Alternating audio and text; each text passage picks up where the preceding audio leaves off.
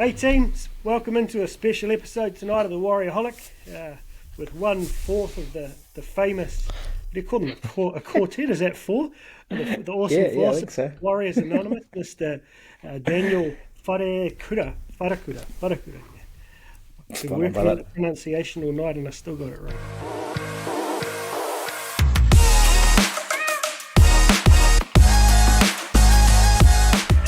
Nah, you got it spot on, bro, man. Spot on.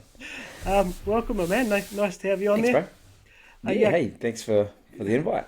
Yeah, mate. Just quickly for people who, I doubt there's anyone out there who follows me who hasn't seen the boys, but they're actually the ones who got me into this game, listening to them.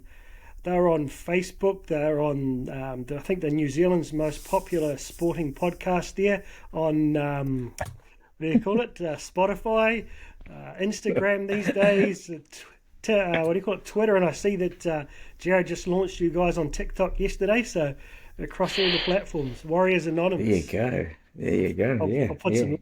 Anyway, mate, it's awesome to have you on there. We've had a couple of yarns over the years on Insta Lives, and I've been on your show, and we've been to a couple of games together there. So it's nice to get you on the show finally.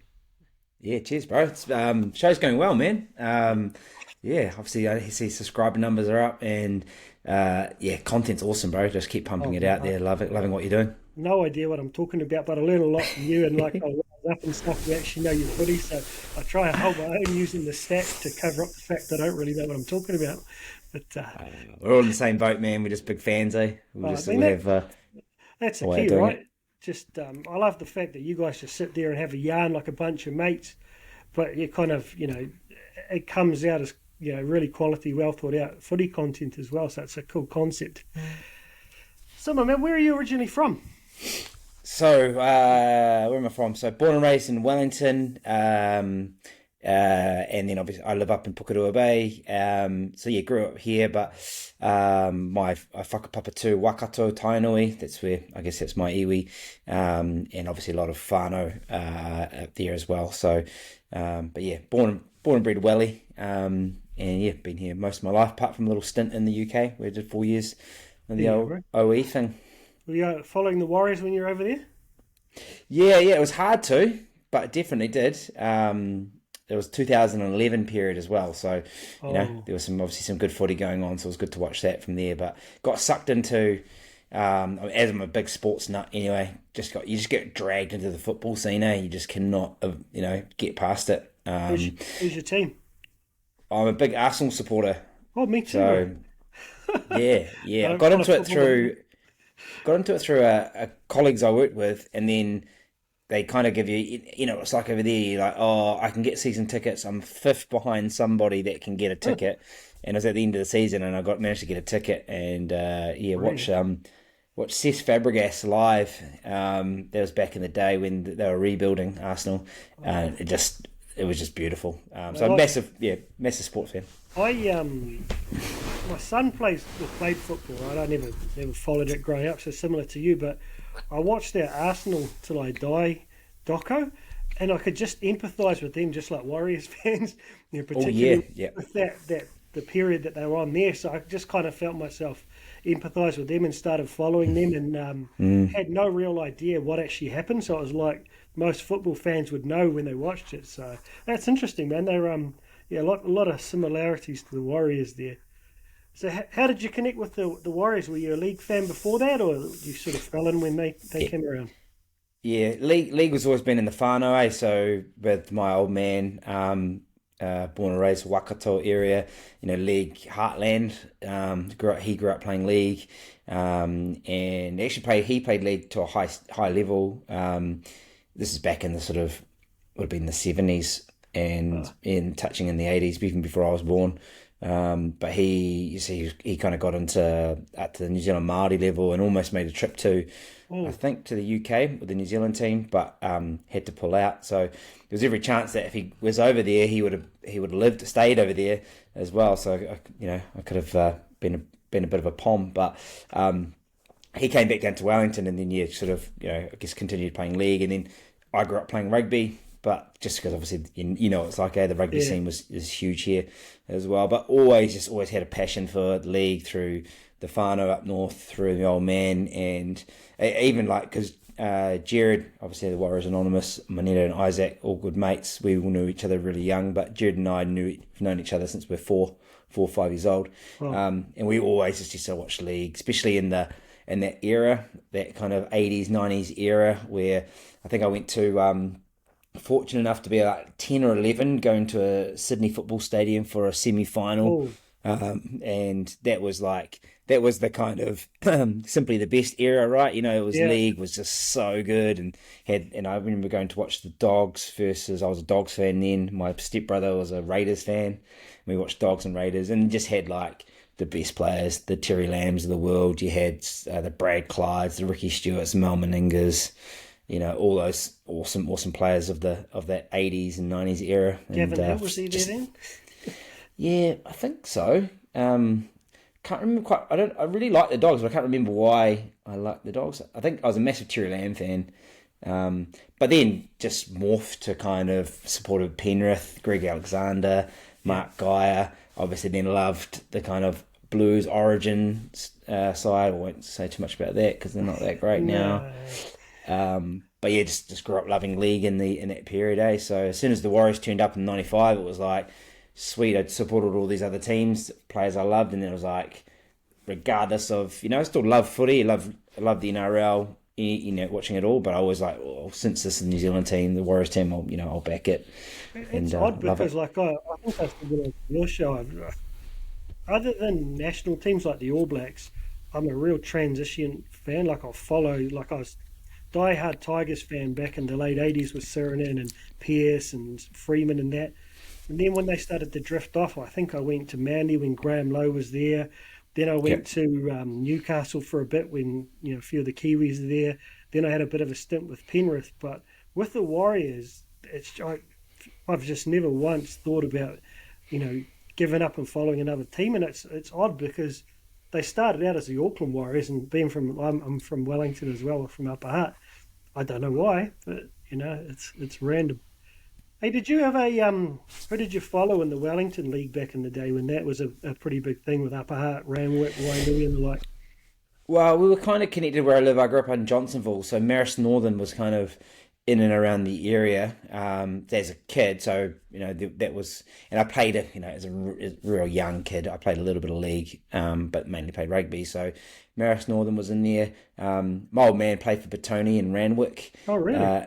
Yeah, so it was something we followed as young kids as well. But yeah, kind of, I don't know, I felt it was obviously the dominance of club rugby and like NPC rugby was so strong, right? It was just, it was hard to actually follow that stuff, you know, from a grassroots level. We're just so focused on, you know, going to Athletic Park and watching the Lions and, you know, the worst conditions ever, right? You know, 150 mile gale winds in the Millard stand, thinking this is great, but, you know, today's standard, that you know, is an earthquake trap ready to happen, right? So yeah, I mean, it's kind of interesting because I'm the same. I grew up rugby. Like, my dad he never really played, you know, when I was on the scene. He wasn't really a sporty guy, but he watched it a lot. But I still remember clearly watching the Upper Tigers back in the day. You know, guys like Mike Kuiti and, you know, who else was in there in those days? Sidio Ido and those sort of guys. Before the NRL even took off, Upper Hutt Rugby League was sort of a thing I followed. So when the NRL back in the Winfield Cup days, they first started, remember, sending it over on VHS. You could rent the tapes before it came on TV. So that's how I drifted into being a Tigers fan, because they had the same jerseys. But I always kind of had this slight affinity with it. But as soon as the NRL or the Winfield Cup took off their 88 grand final, man, I was just addicted from then on in. So yeah, it's, even as a rugby player, I think I always had a bit more of an addiction to the NRL than I did with Super Footy. So how did you end up forming the Warriors Anonymous Alliance there? So is this your third season now? Yeah, good call. I think so. Yeah. So it kind of happened in 2020. Eh? So yeah, it would be the third season.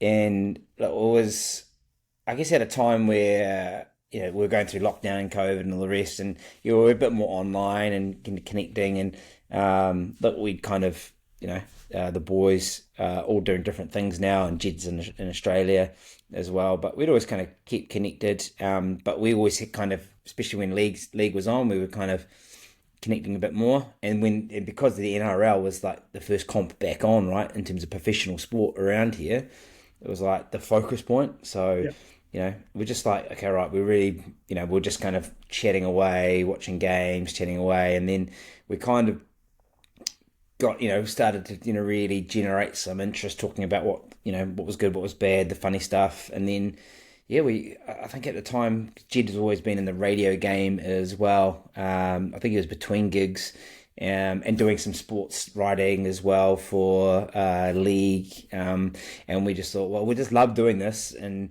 we've got a bit of time on our hands because it's bloody COVID and you're not doing much as well. So we kind of threw the idea of, like, should we kind of do a podcast? We're like, well, it's like, let's just record us having a chat about the game, what we like about the game, and also it was good for us just to connect in with each other, and just share the ups and downs, and even like how we're going as well. So just a space for us to check in on our order, our well-being, talk about a subject we love, and at times, especially in that 2020 more 21 season and 22 season, probably a bit of a, like an Alcoholics Anonymous group, a bit of a support session, because we've had some pretty poor runs, poor times, and you needed to just vent sometimes. So that's how it kind of started, mate. It was just four guys just chatting off Messenger, took it to Zoom, and then next thing you know, we're running a bit of a show. It's good you got that tech guy like Jared who just gets it all done, because I've always thought about it, but it was the whole technical aspect of it. It was like, I'm technically retarded, so I think over the past year or so the technology's become a lot easier to use and stuff. But I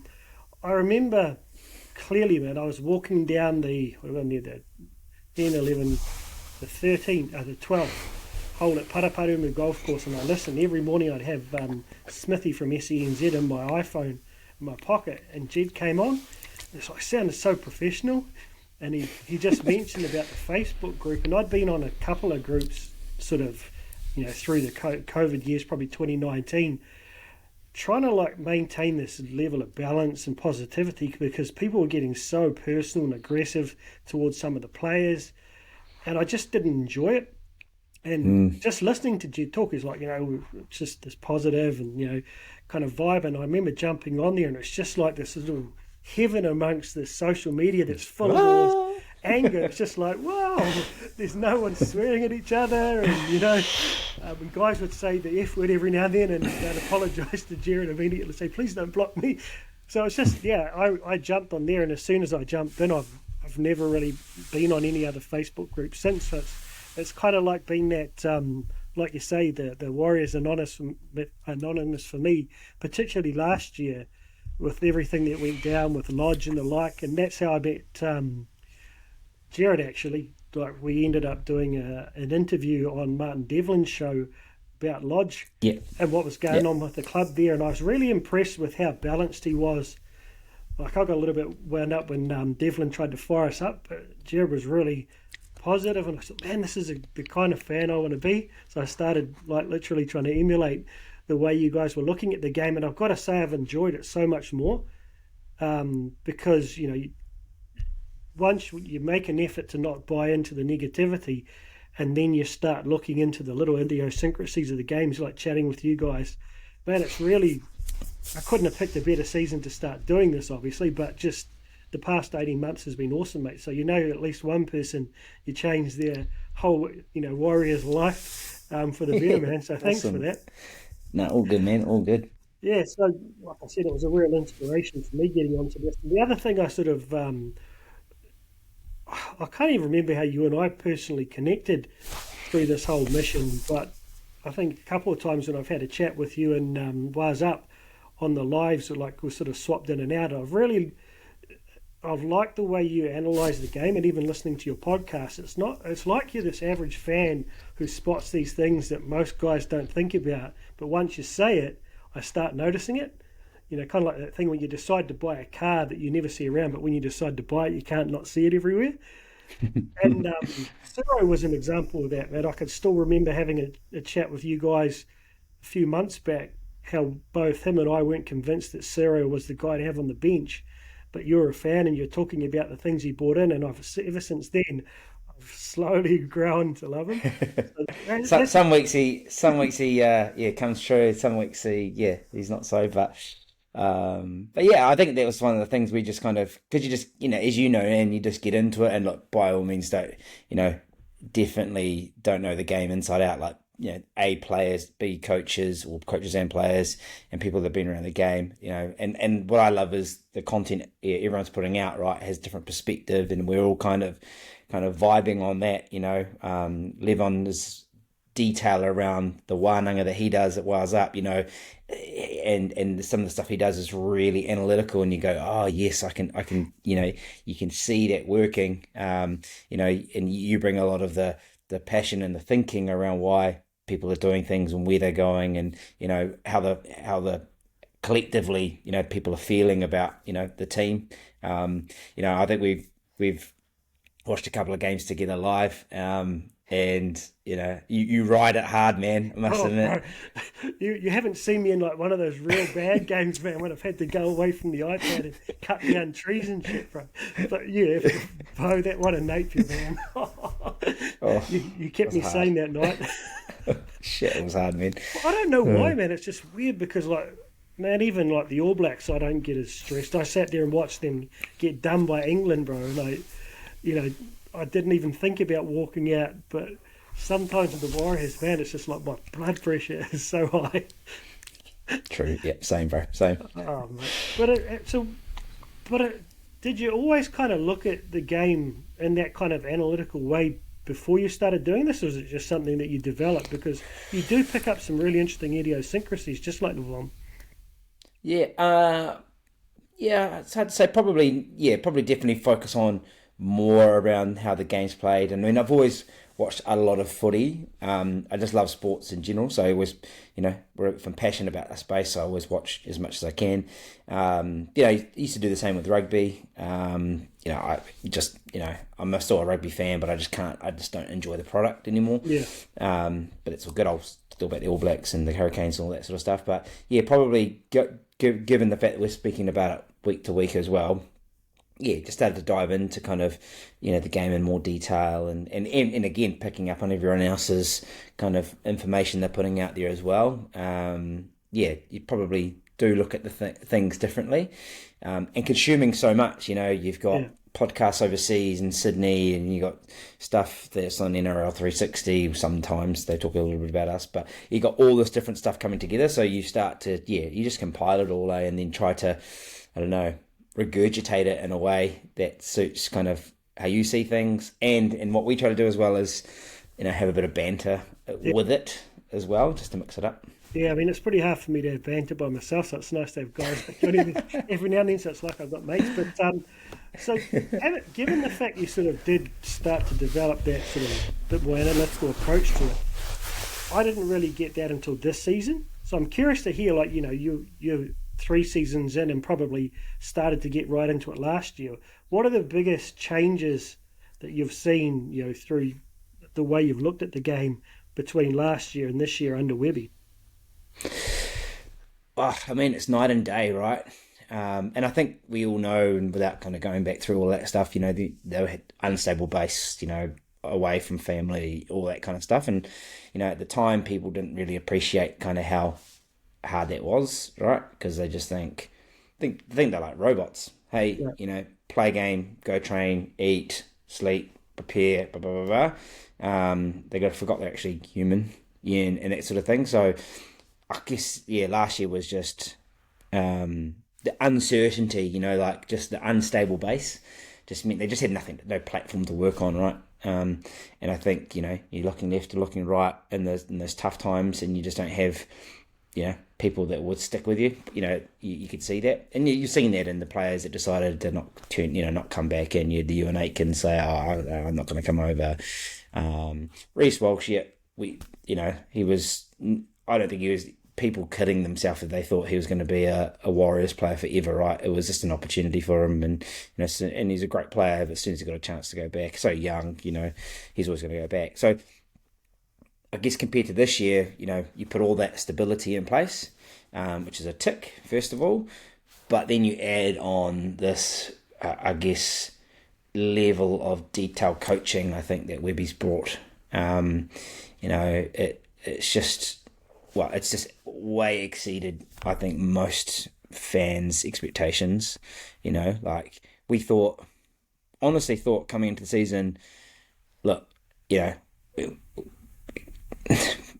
we just want to be at the late stages of the competition to be able to, fight for an 8 spot. And I think, nothing's guaranteed. We know that, right? Everyone needs to realise, we're not guaranteed an 8 spot, but we probably didn't expect for us to play as well. Not even just attacking wise, I think that's awesome, loving it, but the defensive side of things, we're just so much stronger mentally, I think, as well. The working for each other. The Warriors have always felt like the criticism has been they lack mental toughness and the mental strength as well. So are they, Warriors never fit. They're pretty much all NRL players are fit, right.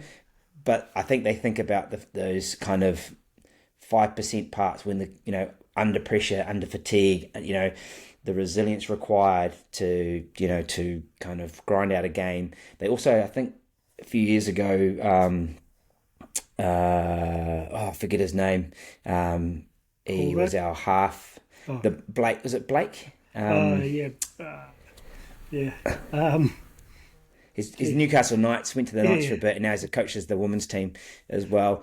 I kept thinking Phil Blake, but it's not him. Blake Green. Yeah, Blake Green. He just talked a bit about kind of, because our guys don't necessarily grow up, our homegrown players grow up being like natural NRL type footy players in that system, that sometimes, we wouldn't manage our energy in games that well. We weren't as game smart as, say, the Aussie teams as well. So I'm seeing that's been transferred into our game now. So we've obviously got a stable base. We've got awesome detailed coaching, and I think also that coaching part. And again, I watch other sports, and I try to get into like NFL heaps, but it's hard. But I really like those all or nothing programs, and they detail the season. And one of the things I think we've spotted from that is, and Webby's mentioned, is that they've looked at positional coaching rather than attack coach, defense coach, and so they've looked at that and they've adapted that away and how to kind of coach the player's position. So things like that have definitely been a shift from last year. And I think we just have a style. We know we have an identity of how we're going to play, and I think everyone realizes now. And I think we were talking about this, is we are like a mini Penrith, because that's a pretty good blueprint, right, to be a competitive football team. So yeah, man, like I think we exceeded expectations of how we're travelling so far, which is great. The only thing is that, and Webby reminds everyone, right, is that they've done nothing, and the way the season is, it's just it's unfortunate that we're in a season where it is so competitive in that 1 to 10. Yeah. You'd love a season where there was basically 8 shit teams and 8 good teams, but not this year. Well, it's interesting because I don't remember the grand final teams all that well. I've got a really poor memory for details. I struggle to remember too many details about games last season, much less this season. So I kind of compare it a lot to how I felt in 2018 when Alex Cover was the coach there, and I think we saw them come out in that game, in the first game where they played over in I think they played Parramatta over in Perth, but they just looked big and huge and fit. And we kind of rode that fitness, and on the back of a couple of really good players having really good seasons, like that was the year Fuss got the most tries and RTS got the Dally M. but it was just, you could always tell it wasn't enough because we weren't a real team. And I think that's the difference this year is, to me, it feels like a team. It feels like a culture. Like hand on heart, I cannot name one player I don't think has played with effort at any stage this year. I think we've criticised certain players maybe from, the quality or whatever, like Bunty gets a bit of stick about his meters, but you can never question his effort. Same as Pompey might make mistakes, but you can't question their effort. So for me, that's been the biggest, like that whole collective, it just seems like a group of guys who want to succeed together. And the other thing is, like, when I did that interview with Jazz, he said, I've never not been fit in my life, but this is so different because it was footy fitness. So just everything in the training in the off-season was about footy skills based, and everything was competition. Yeah. So like you said, like every week they have a all staff barbecue for the off and on field staff and so forth, and all the players. And the team who loses that week's competition has to do all the cleanup. He says no one wants to do that, and that's kind of what interested me. That I was really excited about Metcalf, but guys like Niakore, Mitch Barnett, I didn't really know a huge amount about him. Walker, I sort of seen him, but I think I didn't see those three guys as really being the guys who were taking us to the finals. Seeing K coming back, I was stoked about it. But when you look at it, every single one of them is so competitive. They hate losing. And what's his name? Joel Kane on SEN always talks about these tide risers. They're trying to figure out who the tide risers are that clubs like the Tigers need to get that lift the level of the players. And as soon as I heard him talk about that, I thought, man, that's what all we got this year is these, this group of tide risers that I don't think you can tell someone they have to be professional. I think you just have to realise it for yourself. And if you're sitting there looking at guys like them, you'd soon realise this is me or it's not, right? So that's what I feel like the biggest difference is just that not wanting to lose anything, and that defence, that heart that they showed. And when we a lot of us talked about it during the off-season, what would you see as a win this year? And for me, it was just, I just wanted them to play with the heart that I follow them with. Yeah. But after that first trial against the Tigers, so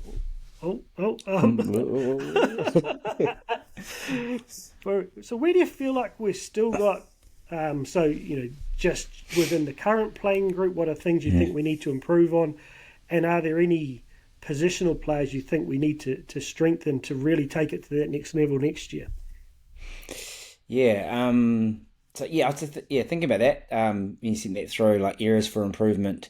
I think what the comment I'll make first is that I think we've seen week on week growth in the game style and the play, and I think going back to that 2018 season, we started off really well, but I don't think we ever evolved their game, and they got to the point later in the season where it was, not say predictable, but you have to continue to evolve. And I guess the best teams, they build in, into the season. They also talk about the Roosters, never sort of have slow starters, but they kind of evolve their footy. They layer and layer and layer, when they were in that winning zone, and they just get to the point where they're such a completely different team. They evolve the game. They understand kind of then what the nuances on. Everyone, there's always like blocks of like 4 or 5 weeks where there's teams playing in this style, and then the kind of other teams prepare for that, and then they shift and change, and it's continuing to grow and change as well. And I think we've seen that with our team. So I think where we're at the moment is, we probably all agree, when we've played our last couple of games, I think have been our best games have been obviously the Para in the weekend. Really, really good in attack. The Dragons game, I don't think you can really... It was a good game, but it wasn't uber competitive, right? They didn't really test us that much, I don't think, obviously. And that Raiders game, I thought, was a really good, comprehensive win in the style and the manner of it. But what I liked about that is it's kind of just stepped up a little bit. We saw, some new touches, some chance kind of entering the back line, and we started to see against Para, really dominating the middle as well with, I think we talked a bit about it on our podcast, we thought Metcalf was building into having a good game. From that Napier game, first game back, everyone wanted him to do amazing things, and it was his first game, since that trial. But you could just see him layering, getting comfortable. We'd be going, right, okay, now you're doing this, now we want you here.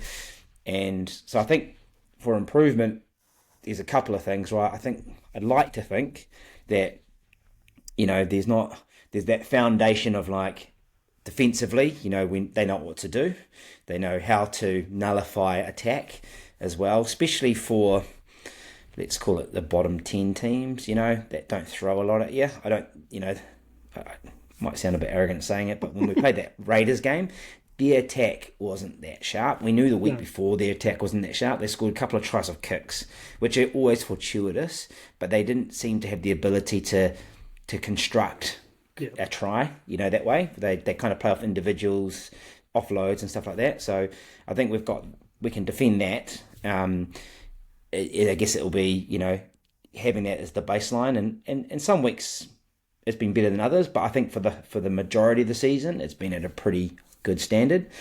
But I think just kind of improvements.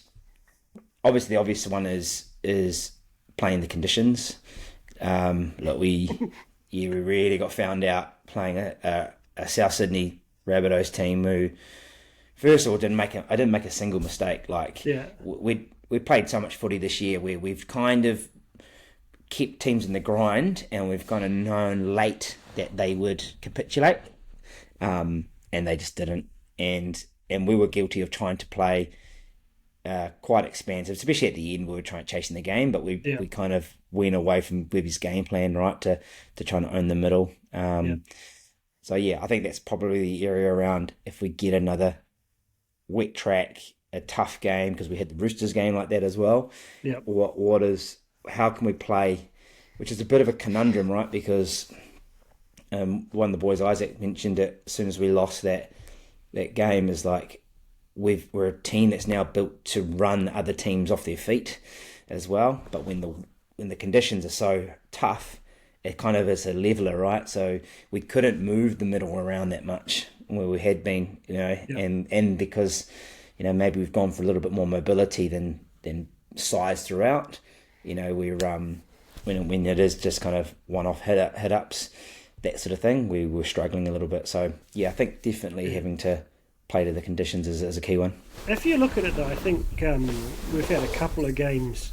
I'm trying to think of the Penrith game where we just matched it with them in the middle. Right, they struggled to score off on us until probably the last sort of 15-20 minutes, but we just had that really combative up the middle style against him, and it proved that I think even with a smaller pack we could match it with them. But in that Souths game we just didn't respect the ball enough. We went wide a little bit early to try and play that fast game, but as soon as it didn't work we should have noticed. And the other thing was a kicking game. I just couldn't comprehend why they kept kicking it to Johnston, and even Webby tried to claim it was because we don't have a left-footed kicker, but I'm like, I kicked in rugby and I can kick both directions from both sides of the field. You've got a rookie on the edge there who apparently was dropping balls left, right and centre in the warm-up. So, whereas I think last weekend against Para, Johnson did mix it up a lot more. There were balls on the ground, there were balls to the wingers, there were balls to the fullback to test them out a bit. So hopefully it's more of a, using our smarts, and we have got the muscle to deal with it. Because, Barnett hits as hard as anyone in the comp. AFB runs as hard as anyone else in the comp. Bunty tackles as well as any prop in the comp. It's just probably using our smarts a little bit more, I hope. But mate. There's that. I was going to also say that with a couple other things that I think that where we can look to improve is that short side raid. So we tried that early on in the game. I guess it was early on, and I think we mentioned, you got to earn the right? You got to earn the right to take those opportunities. But I think that's going to be the eyes up footy option. When that's on, trying to execute that as well. There was a game against the Was it Dragons? Yeah, it was the Dragons, which I don't too much of it. It was good to get a solid win, but. we had the opportunity to offload quite a bit, and we started to offload quite a bit, which was good to have, because we get, sometimes there's games where we aren't, and we're not chancing that as well, when there's the opportunity. But I felt at times they were trying to set up for attack, but because the offload was popping up, it kind of derailed where the next shape and play was, and it wasn't until I think that was in maybe sort of early in the first half, and it wasn't until they just shelved that. And they just went, right, we'll go, get to this point, and it was just shelling peas, like, okay, sweet, we've got a mismatch here, bang, bang, bang, bang, over in the corner, Dallin. And so I think there's going to be games where we play elite teams where you need to have that offload game available as well. So you need to be able to play off that offload game, get momentum, but at the same time recognise, hey, shit, that's stifling us. It's not getting us where we need to go. We're not finishing the set in the right spot, because you don't want to get to a set where you're like offload, bouncing around, and you're in tackle 5, and you actually hadn't had a proper chance to have a go at them. So I think there's that part. I thought one thing that was interesting on the weekend that showed a progression is we went through a period there where a lot of our tries were being scored through really good, well set up shape with tries in the corners to the wingers, but we weren't sort of making any line breaks from wide out. But we got a couple of those really good changes of angles from Barnett and from Ford, even in our own half there, that led to some amazing line breaks, which we managed to do in the earlier stages, but then it didn't really happen for a while. Then we were really struggling to score points just through that. Say all we had really was that shape play in their attacking quarter. So it's interesting to see we're shifting a little bit earlier. And what I thought was really interesting when I watched the game the second time from the weekend is SJ got the ball almost every time as first receiver in the weekend, but we mixed it up between Tohu, Walker, even Barnett got in there, Bunty a couple of times, where we were going from SJ to a forward to then getting it to Metcalf just that little wider out. And his ability to engage the line for the second time helped us get so much more space. I'm really curious to see how that goes against a better defensive team. And this isn't probably a great example this week up against the Sharks because they let some points in. They'll test our D, but I'm curious to see how we go against the likes of Penrith or the Storm, who have got really structured defence that we struggled to break at some stages. So, yeah, that's for me, I think, is breaking the defence of the really good teams. Yeah, that's a good point. And the other part, I've kind of always wanted us to be in a position to, and I think we can probably start to layer this to our game, but I kind of call them like those origin type moments. And, you've got those, you got the Cameron Munsters of the world, right? Who momentum swingers, they can kick a 40-20, and that where that 40-20 is, it's kind of tackle 3, they're in a certain spot. It doesn't, to the kind of standard flow of the game, it doesn't look like it's on, but he spots it and kicks it. So, that's kind of a, is it risky play? It can be a risky play, but, it's the ability to look at that. The strip, he's another component of that. Like, there's going to be times where you need to shift the momentum, and I guess it's about those Melbourne Storm components where they know there's a call, they know how to kind of action that as well. That in years gone past, I don't think we had the footy nous to manage that as well, where these other teams, these top 4 teams can pretty much stretch the momentum. Maybe they kick on a tackle 2 when they've been under the pump and then turn that defence kind of under the pump, then, onto the other team. So there's going to be, I think, things like that, which are kind of the next echelon of where we need to go. I don't want to get too caught up in that, but it'd be nice that, that's in our back pocket. That's a really good point. And when I look at the New South Wales team this year, I just don't feel like we've got those players without Latrell there. Whereas you look at the genuine turn things around, you've got DCE, you've got Munster, you've got Walsh would have been the same, you've got not Dane Gagai, what's his name, Valentine Holmes, and Harry Grant. All of those guys, you just know that they've got that one little play in them. And that's why I wish Egan would start to kick a little bit more out of dummy half, because even Isaac Luke was pretty good at getting the odd 40-20 from dummy half. And like as a kicker, honestly, it's not that hard.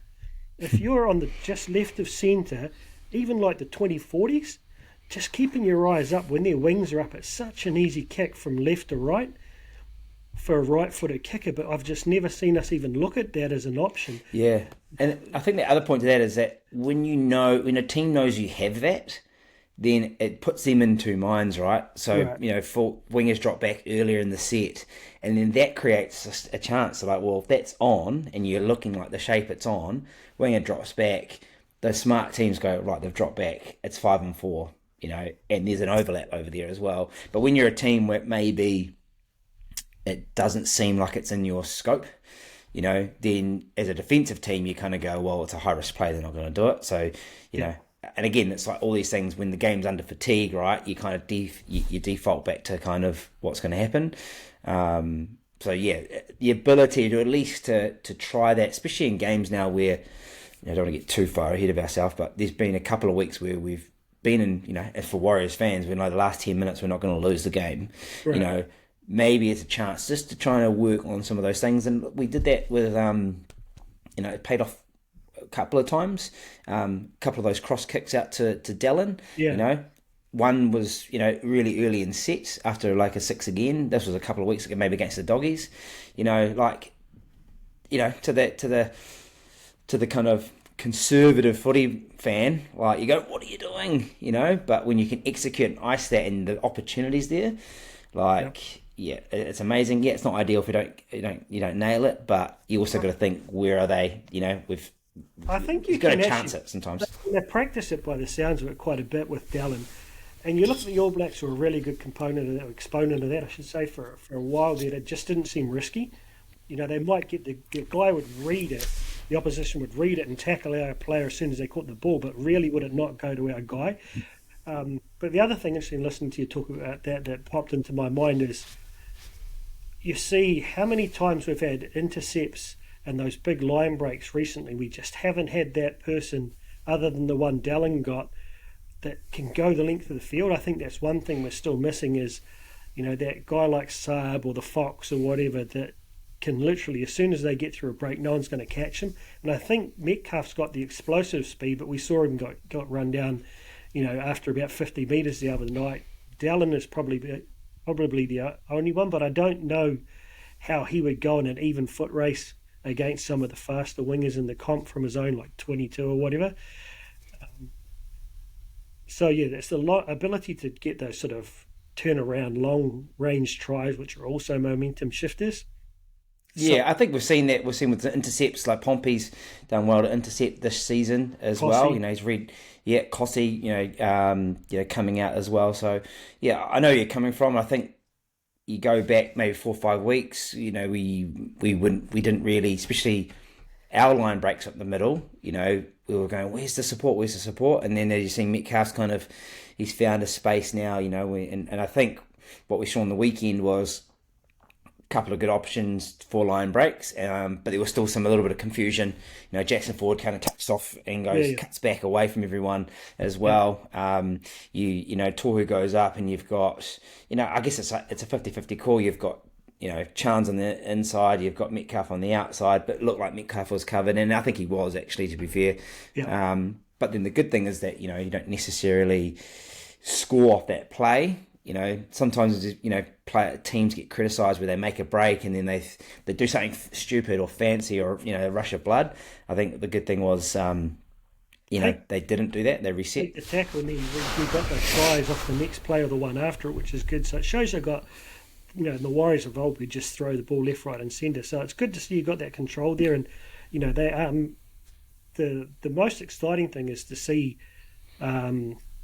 against the Raiders. I think even the beginning against the Storm, against the Dragons, and then this weekend against the Eels, putting try on try on try.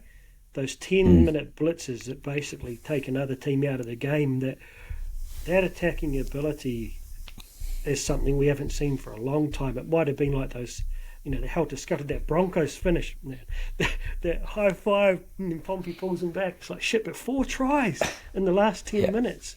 So that's good to see, but I probably think the last comment I would make on the line breaks is Egan, we need to get guys to read when he's going to go, because he gets caught with the ball so many times. whereas a guy like Grant will always get that pass away and link and get that extra 10 metres or the extra 20 metres. So if we can start to get that right, it'll be a really interesting one. So any positional players you think, I think there's a lot of potential that they'll probably promote a lot from within, but is there a position you think maybe we could go after some experience or some X factor in one position for next year? Yeah, it's a good big question. Good question. It's hard to say because I think we're enjoying the caliber of the team as they are at the moment. Obviously there's going to be some further business to be done, right? People coming, people going, or people going and then reassessing where who's coming in. We've obviously got Roger coming back as well, which you kind of forget about a little bit because seasons gone by we've been sort of pining for him to come back and need him back straight away, but the reality is they're actually running pretty well at the moment. So we're sure. I think we'd like to maybe have another kind of, how would I put it, maybe another starting prop or at least another big middle as well. Bunty and Tom Ali have done reasonably well, but just having another big middle to combat some of the bigger teams as well. Having AFB, Mitch Barnett, and another big middle. If you could get a Spencer Leniu or they reckon he's the best bench prop in the game, right, as well. And I have no idea why he's not playing Origin tonight. Unless he's a late call-up. But, something like that. I 100% agree, because looking at every other position we've got depth, and I think we're blessed for edge forwards or even 13s in the Cup team. There's some amazing talent there. But Zion May, I feel like he's got the potential, but he still seems a bit young, and I doubt he's going to come in and just do that. Like Lenu sort of, I think it was even his first season, you could just see he had something special. And while Bunty's done a job, Tom's done a job, if you put Lenu in that pack, it just makes such a big difference. And we've just been very lucky, touch wood, that we haven't missed AFB throughout the season, because you've pulled him out of there. To me, he's the one player, the biggest player we can't afford to lose. I think we would cope better without Johnson than without AFB, because there's just no one really of his ability in the club, whereas you hope, unless you're playing a really good team, that our combinations in the half would make up for it. Don't be wrong. It's SJ or AFB without doubt. But we just don't have that. If we lost AFB for 4 weeks, I don't know if we'd make a decent run. Yeah, and I think it's because you just need another senior prop. Obviously you've got Mitchy Barnett, who's I was really pumped about his signing, just because, and I don't think he's played the lights at Newcastle, but I just thought that Kevin Campion, it just tough, and you just need tough, uncompromising kind of Aussie battle-hardened forwards, a couple in the club as well, and he just does that. And then you just see, watching him live, when I watched him against the Dolphins, his first game back, right after a serious neck injury, a long way away from playing, in terms of a break, and I think they were trying to manage his minutes, but in the game he went on the first interchange. I don't think he left, so played 16 minutes, pretty intense, and he put in that game. It was, and just having that, so he's a good deputy there in the middle, but what AFB's bringing, and also middle forwards.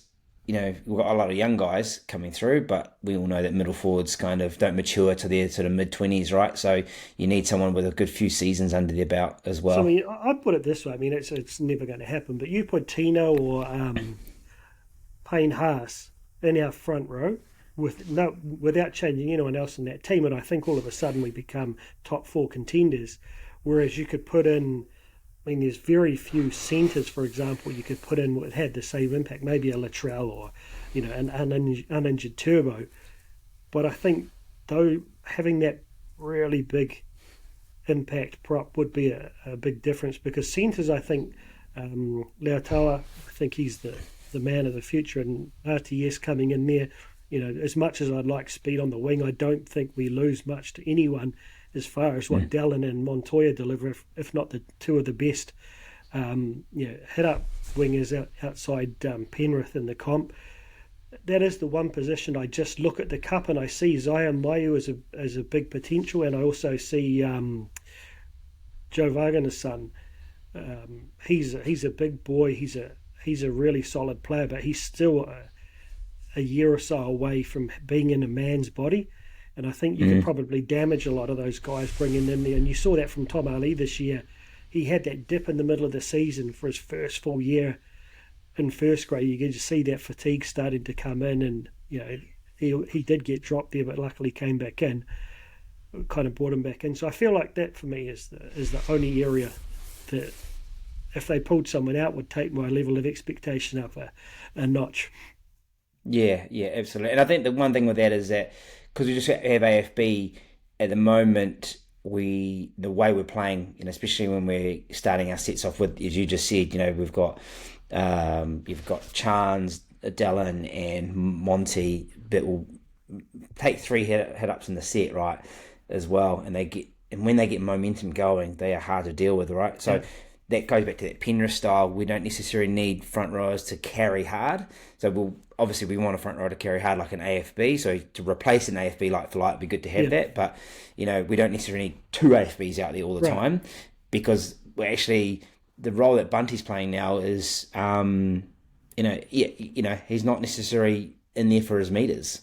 And he's in there to provide energy at the start and take out the sting, but if anything, he's working hard in the middle. He's really working hard defensively. He does a lot, and he doesn't miss many tackles. And I kind of feel like it's a luxury because AFB has been there.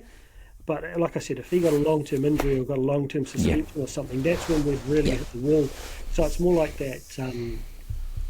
Who would back up, and it would be like that luxury. Like I said, having Lenu off the bench. So that way, when you take AFB off, you bring in that next level of injection. Whereas at the moment, when he comes off, I guess we get it from Walker. It kind of changes the speed. So, yeah, it's just luxury. I try to think about this, and Levon and I have spoken about it a couple of times.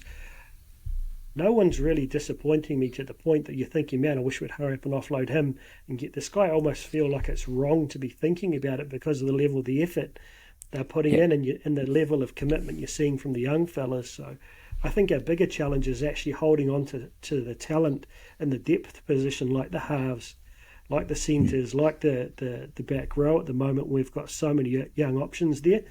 We're going to lose a couple. I think that point is we've got such good talent across the board.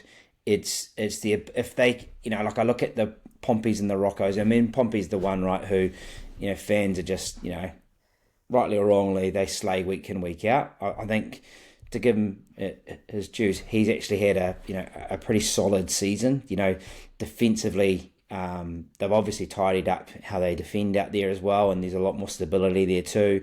There's been moments of attacking brilliance. Yeah, there's been, I think errors here and there, a few silly mistakes, but I think getting picky now with the centres, with Rocco, right, is still learning his craft, is just strengthening that area. And I know we talked about, we've got Ale Lautawa and, young guy, Roger's going to come back, more than likely to play there.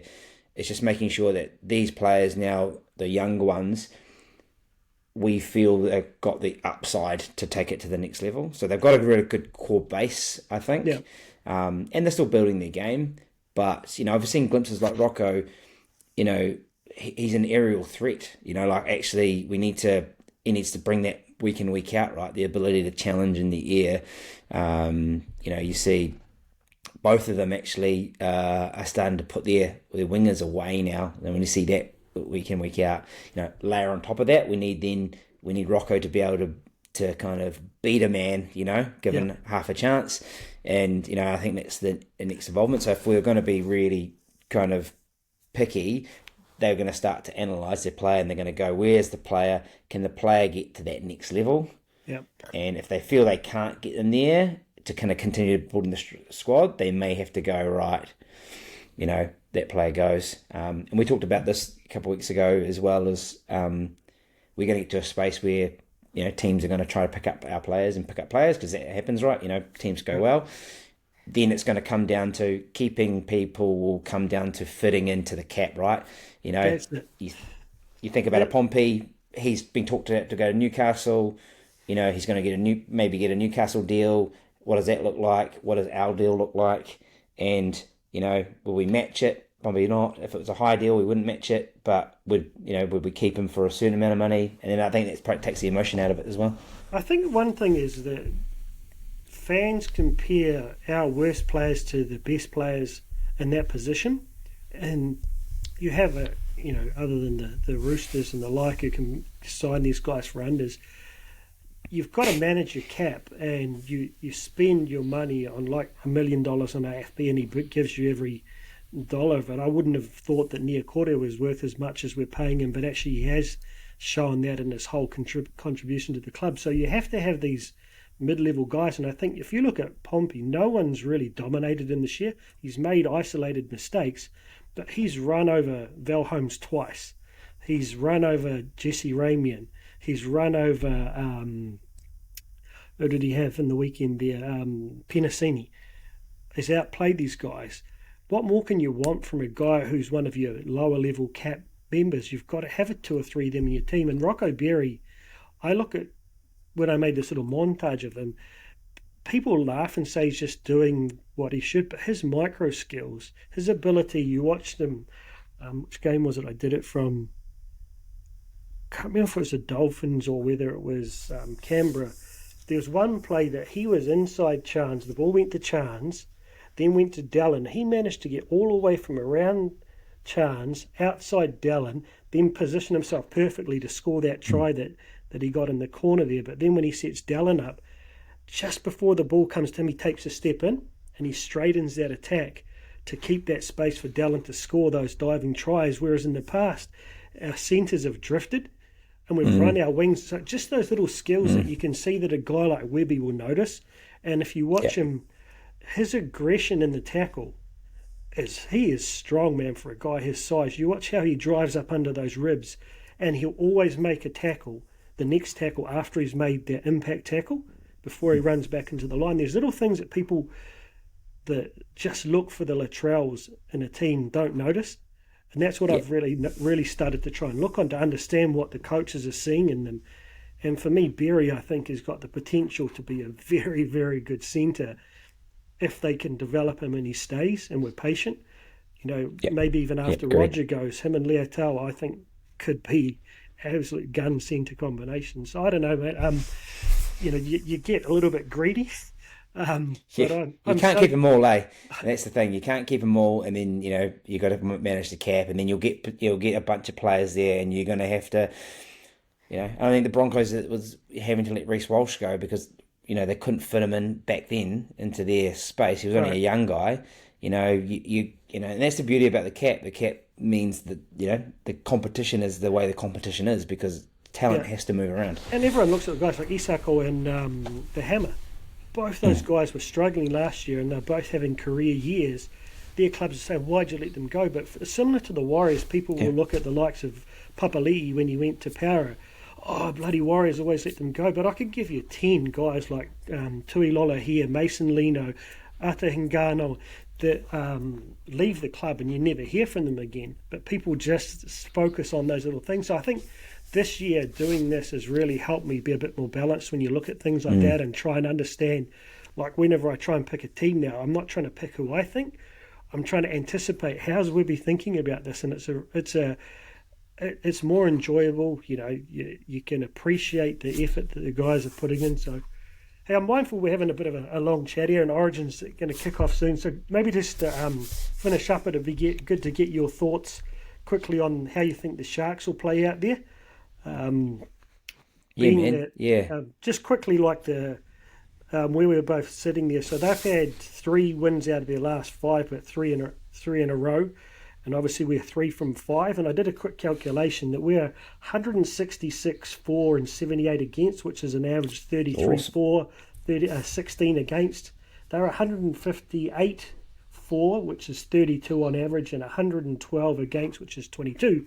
So it's 33 versus 16 for us, 32, 22 with them. So very similar for and against. Both looking pretty close, pretty strong teams. They're close to full strength. How do you see this one going, and what are the upsides and things we need to worry about? Yeah, man. Again, I think every week we start saying, well, this is a big week, season defining week as well. So, this is a good indication of where both teams are, right? In the conversations of not just the top eight, but, who, I guess for me, the Sharks are real top four. I don't think so, but, No. they could prove us wrong. I don't feel they are based on the way they've won, the losses they've had this year, and the defence they've shown. What we do know with the Sharks, though, is that they bring, I think they've got the number one attack in terms of points scored in the competition. That's based on, obviously, games played so far, and obviously Penrith were away last week, had a bye. But we know with the Sharks, they have the ability to really, really get you, right? Yeah. Am I more scared of the South left edge? Probably more scared of the South left edge when it's on, because I think that left edge will just, it's coming. You can't defend it. But if you watch kind of how the Sharks attack, they've got this sort of slingshot sweeping motion where Nico will just kind of spot the numbers. He's not afraid to go short side, but they just seem to flow around, like a real shark attack, bit of a frenzy, right? And it's like a slingshot, and then you've got fullback, I forget his name, Will Kennedy. Will Kennedy, flying through. You've got wingers that are dynamic in space. There was a try Katoa scored against the Tigers. To be fair, it was like a cakewalk, but he just beat three people in the space of 2 metre little box. But that's the part which kind of scares me. We saw that when we played them in a miracle game that we came back from the dead as well, but we knew they put the sword to us with that type of motion. But I think we can, for me, it's about, and talking to Levon around the wires up around what he was thinking is, when we don't have that lateral movement in the middle, when we don't have the key players, and I think at the time we didn't have the Tohus of the world playing, if we can really ensure we can hold that middle and push out and support our edges, we should be fine. If there's a breakdown, they can isolate us, hold us up, then we'll get cut up. So that's the part that scares me. They've got a big forward pack as well, but the reverse to that is, I think they're weak when they have a bit more of a traditional interchange with their big forwards. They get about 30 minutes here for the 40, 50 minutes as well, where we've got like the AFBs of the world that can play 60, play 70. Mitch can play 60 and 70, so we've got more mobility there. But there'll be a window, I reckon, where we can isolate them in the middle, and then I think that people talk about them having a bit of a soft underbelly, and I think that's where we can get them. For me, both teams are attacking well. I just think we're defending better. And we may be able to, and what we proved in the first game is we got them in the grind. We were under the pump. We came back. We just set back to basics. We got through our sets. We kicked well. We chased well. We made them make mistakes, and then we climbed back into the game. And I think they've got that ability to wither away. Yeah, I think it's interesting. Like, I really went back and was trying to figure out where the hell all those points came from them against us, and we were blaming the edges in the first half against the Sharks the first time, and what they're really good at is similar to us, is really fast player balls that get momentum when we get close to our line. As soon as we were committing 3 and 4 guys to the tackle and just a little bit, and they'd get a fast player ball, Nico's ability to spot that and shift the ball quickly, so by the time it was getting to their centre, they'd have a massive overlap for their winger. And a lot of people were blaming our centres and our wings for that, but it was our ability to hold them with 2 guys in the tackle, or get the first 2 off really quick, because they'll exploit that quickly. But likewise, when we put our foot down, what I've noticed is, like you said, that 1-2-3 punch with Dallin, Montoya, the CNK, Dallin, Montoya, CNK, and then we're at halfway, and we just, that ability to punch on from there, and they've really struggled to kind of scramble with that. And I think our fitness in the second half will do the same. So it's really about containing them in the first half, and just really not getting guys tied up in the ruck. And also CNK gets, every now and then he gets so much work done, he gets tired, and he gets caught on the short side, and they spot that. So we've got the two guys extra tackle in the tackle, a total of 4 plus CNK. So they've got a 2 or 3 man overlap before it leaves the dummy half's hands. If we can get that sorted, which it seems we have to a lot better, I think there's every reason to believe we can get past them, particularly with the home crowd. Yeah, mate. And I think we're going to know that slingshot, that kind of bodies in motion, players in the picture, which we are starting to do as well. I think go back to that Raiders game, when Shawnee kind of clopped that shoulder, it wasn't intentional, but you look at that, and he even said he had a follow-up podcast, he was like, he didn't even know who got the ball. There were so many numbers in that picture, like he just didn't know who was going to score, but it was so awesome to see the guys in motion, and there's 4 scoring options. They'd bring the same. But one of the things also, that we've also got to be mindful, and they're going to do, is they've also got great hole runners like Britton Nakota can, we know that SJ Britton Nakota kind of combination from when he was back there, they'll use that too to kind of keep our middles honest as well. So it's going to be, it's going to be kind of tactical, I reckon, at stages around kind of, how we defend, how they attack, and vice versa. But I think we can get close. I think we've shown enough ability to grind, and I just don't think that the Sharks have this year. They've just had moments in games where, they've obviously had some big defeats, and I just don't think we haven't had that, right? I mean, the South game's been our biggest defeat. We haven't had 40 points put on us this season. In the past few weeks, they've had 54 put on them by the Storm, right? And that's not the only time they've been beaten so big. So I think that 22 points we lost to the Rabbitohs felt like we were caned, but we haven't had 40 points put on us yet. I think it's 36, is it, by the Knights is our biggest, points being put on us. So for that aspect, all season I think we've been between 16 and 18 is the most points, the average scored against us, and we're averaging, like I said, 33 points. The stats should add up, but again, who clicks on the day, and does Sean's wife have the baby in time? So he's apparently it's just 10 minutes down the road anyway to the hospital. So cesarean on Friday night for us, or maybe he jumps on the job here and brings it on. Mate, I'm pretty excited. My first ever game at Mount Smart this weekend, so I don't know how I'll go if it's a tight one. And it always seems to be pretty tight against the Sharks, but I think we get home something like 30 to probably 22 is my prediction. Nice, mate. You got to put your points guess to finish it off? Yeah, I reckon we go 24-16. I'd like to be 24-16. I don't want to be 24-20 or too close as well, but it'll be it's going to be awesome, man. And mate, you're going to love it. Soak it in. Enjoy the atmosphere. I'll be there from the minute the gates open with that New South Wales Cup thing going on there, so pretty excited. I'm pretty blessed that they've actually hooked me up with a ticket into the sponsors lounge, mate, to go and watch it properly. So I'm kind of looking forward to that. And to a certain extent, I'm excited about that, but would also like to be down in the front row there in Bay 28 with all the crazies. So I'll be there for the New South Wales Cup game. But yeah, mate, thanks so much for coming on. It's really interesting. It's nice to have a chat with someone other than myself for once. And awesome, like I said, it's I learn something every time I have a chat with you guys. I really appreciate it. Mate, vice versa, man. I love your work, bro. Thanks for having me, man. And enjoy, mate. Enjoy every minute of the Hello Turf of Mount Smart or Go Media Stadium. It's awesome. Yeah, mate. Cheers, and I'll put the Warriors Anonymous links in the description down below, so make sure you jump on them.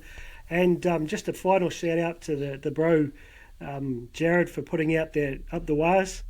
75,000 views so far in one day on my TikTok since I reposted that. So hopefully that'll blow up and you guys will be world famous in New Zealand. Oh, Jared, he's awesome, man. All good, bro. Thanks for having me, man. Cheers, guys. Thanks for watching. Stay tuned, and we'll get together after the big win against the Sharks again next week for a review. Cheers, guys.